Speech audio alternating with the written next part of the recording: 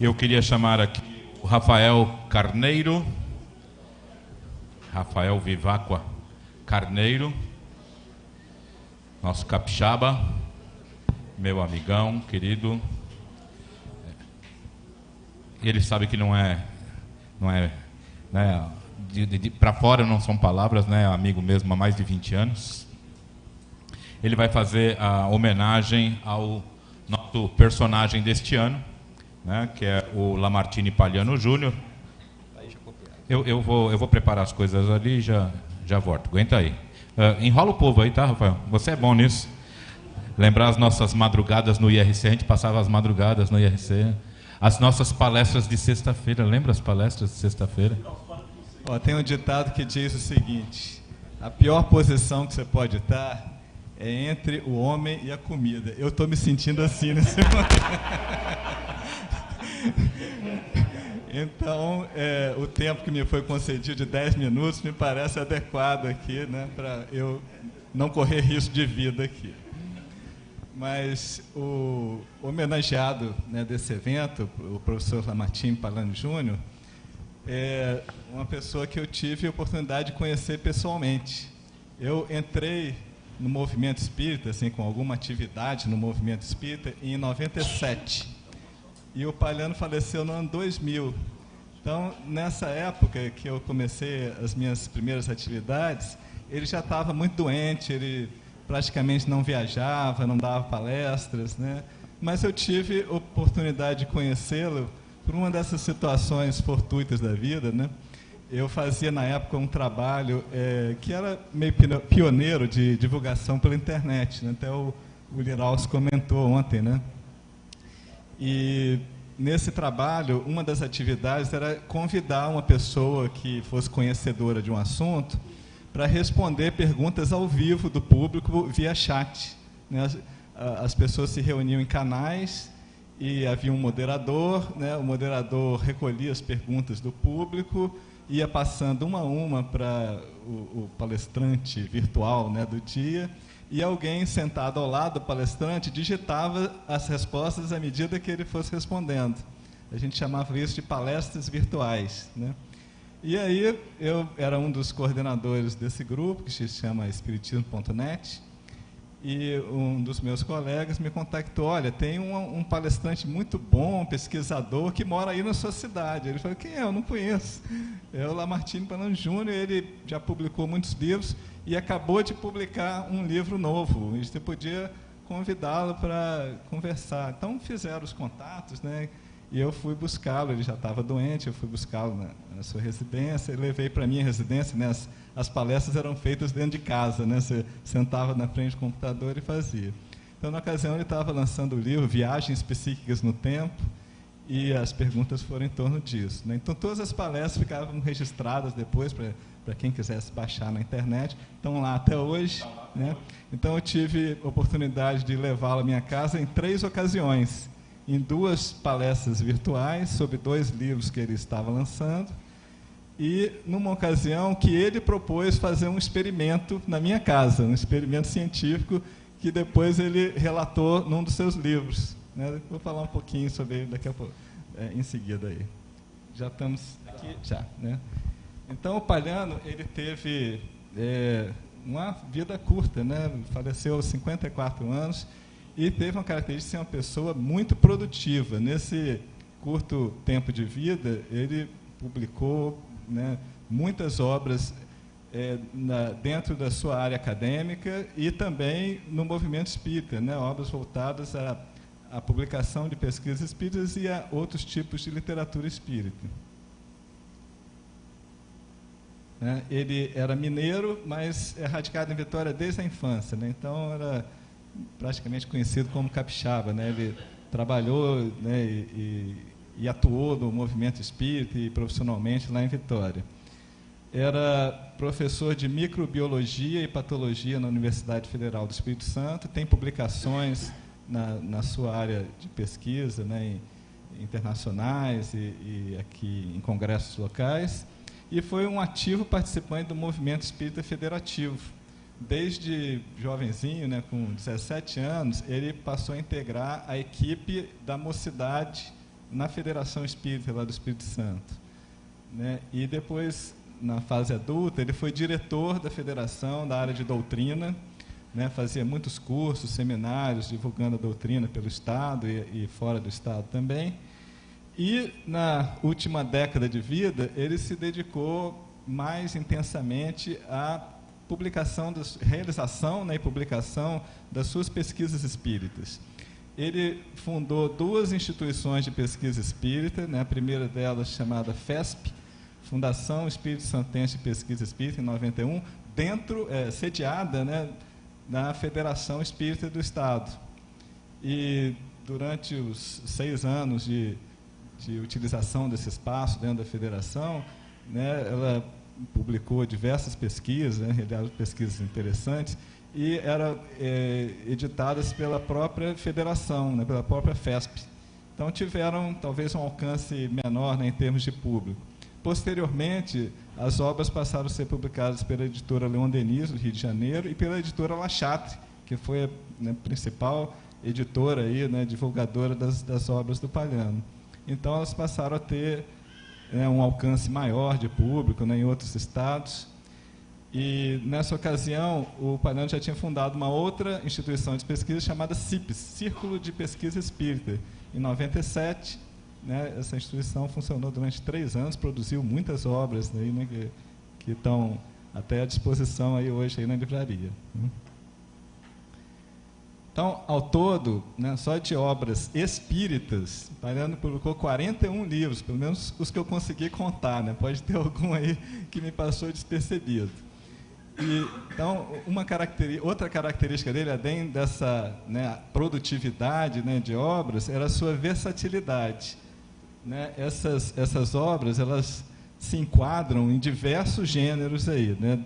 Das obras com temática científica mesmo, que eram relatos dos experimentos que ele fazia nos grupos de pesquisa, né, existem 12, né, que eu considero assim, né? Então, todos temas relacionados de alguma forma aí de unidade, ao transe. Então, tem pesquisas sobre evocações de espíritos, pesquisas sobre o transe, né, canalizado para algum objetivo intencional e prático. Tem obras relacionadas também ao estudo da mediunidade manifestada na literatura poética, por exemplo. Tem uma obra que até me remeteu ao tema do Ademir, né, chama Imortalidade dos Poetas Mortos, análise da produção mediúnica de poetas que se conheciam em vida e a comparação do estilo literário das suas poesias depois de mortos, né? E, enfim, uma série de obras também que investigavam o passe, né, a sua efetividade, a prece e a forma de tornar mais efetiva, tudo relatando os experimentos e a metodologia que ele usava, né, no seu próprio grupo. Além disso, ele se dedicou também ao estudo de textos religiosos analisados doutrinariamente, né, com conhecimento espírita. Então, ele pegou textos bíblicos de Tiago, né, de Paulo, né, na Carta aos Gálatas, e analisou e publicou, né, em forma de ensaios, né, nesse sentido. Ele publicou obras de divulgação espírita para o público infanto-juvenil, né, 11 obras, né, especificamente voltadas à linguagem desse público. Ele se interessou muito com o resgate histórico de biografias de vultos célebres do espiritismo, né, tanto médiuns famosos como Eusápia Paladino, Carmine Mirabelli, né, o Peixotinho, como também, né, cientistas, William Crookes, né, e pessoas influentes no movimento espírita como Jerônimo Ribeiro, no Espírito Santo. Então, uma contribuição dele foi em biografias, né, ligadas a pessoas do espiritismo. Fez também 2 dicionários, um que eu acho muito interessante, chama Dicionário de Filosofia Espírita. É organizado na forma de verbetes e traz, assim, em textos muito sucintos, uma fotografia que, né, traz uma compreensão rápida para alguns conceitos complexos e algumas personalidades conhecidas também do espiritismo, né, e de fácil consulta, né? É uma obra que volta e meia eu dou uma folheada. E, por fim, uma das últimas obras publicadas enquanto ele estava em vida foi um romance de ficção ambientada na história do padre José de Anchieta. Ele demonstrou com isso que ele tinha essa versatilidade, inclusive para fazer obras de ficção, com uma boa redação, um bom texto. Então, quer dizer, impossível passar por todos essas suas produções, mas eu vou destacar algumas aqui que chamam a atenção, até em função do tema do encontro nosso aqui. Uma delas é Passe, Magnetismo Curador, em coautoria com Dalva Silva Souza, que é presidente da Federação Espírita do Espírito Santo atualmente, que aborda um compêndio aí sobre as técnicas de passe, a forma de tornar o passe mais efetivo.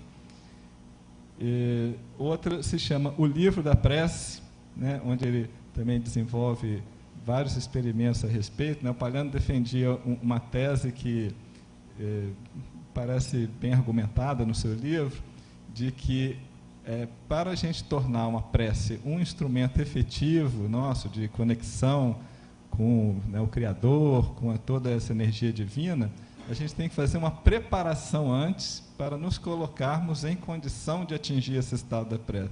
Isso vai um pouco fora de um conceito habitual nosso, assim, vamos fazer uma prece para a gente organizar o nosso próximo trabalho. Ele falava, não, a gente tem que primeiro se preparar para fazer uma prece efetiva. E ele mostra, através de argumentos e experimentos, nesse livro aí. Um livro, Transe e Mediunidade, onde ele faz um estudo bem interessante sobre todos os tipos de transe possível, todas as causas envolvidas, e resgata algo que se via mais nos pesquisadores do passado, das ciências psíquicas, que é a utilização do transe anímico de uma forma produtiva. E ele aplicou isso dentro do seu grupo de pesquisa e relatou nesse livro a técnica que ele chamou de varredura medianímica, que é uma técnica que utiliza o grupo de médiums concentrados num tema e fazendo com que as suas percepções sejam ampliadas e cheguem a um resultado mais preciso, mais acurado. Então, muito interessante essa abordagem dele aí. E o livro que eu deixei para comentar por último, que é Reuniões Mediúnicas, Teoria e Prática, foi no qual ele inseriu aquele experimento que ele realizou em minha residência. Nesse livro, a parte teórica, ele fala toda sobre a organização de uma reunião mediúnica, e na parte prática, ele apresenta uma pesquisa estatística sobre a incidência de determinados tipos de mediunidade entre os médiuns experientes e praticantes nessas reuniões, mostrando por isso quais que são as mais frequentes, as mais raras, etc. E um dos capítulos seguintes, ele chama de um experimento assim, campo psíquico na internet. Ele usou a palavra campo aqui, que o Fonseca aqui não gosta muito, mas nesse sentido de como que a união de pensamentos, a união de pessoas ou espíritos formam um coletivo, o campo no sentido desse, de um coletivo que agrupa esses pensamentos mesmo à distância. Então, ele conhecendo o trabalho na internet, sabendo que as pessoas que participavam daquele chat estavam em localidades distantes, ele falou, vou fazer um experimento aí, todo mundo entrando nesse chat e pensando em cima do mesmo tempo, fazendo uma prece direcionada ao mesmo assunto, vamos ver as percepções que eles têm. Então, eu estava em Vitória, tinha colegas no Rio de Janeiro, uma colega em Brasília, e ele reportou ali, mostrando que, apesar do grupo ser ainda inexperiente na aplicação dessas técnicas de transe canalizado, que ele já explorava no seu grupo, mas que ainda assim ele ressaltava o potencial que isso aí pode ter. Então, quem tiver curiosidade, está aí, é um capítulo do livro Reuniões Mediúnicas. Tá? E também, aproveitando aqui a dica do Jader, vou fazer uma propaganda aqui do nosso site, espiritismo.net. Então, dentro do site, entre as várias opções que tem uma opção lá que é download de palestras virtuais. E você fazendo uma busca, você encontra, por título e por autor, as duas palestras do Palhano estão lá disponíveis para download em PDF. Lá. Palestras Do Liraus. Tem umas minhas também, mas não precisa olhar não, tá, gente? Então, é isso aí, gente. Que a gente queria falar. Convido a todos a conhecer a obra.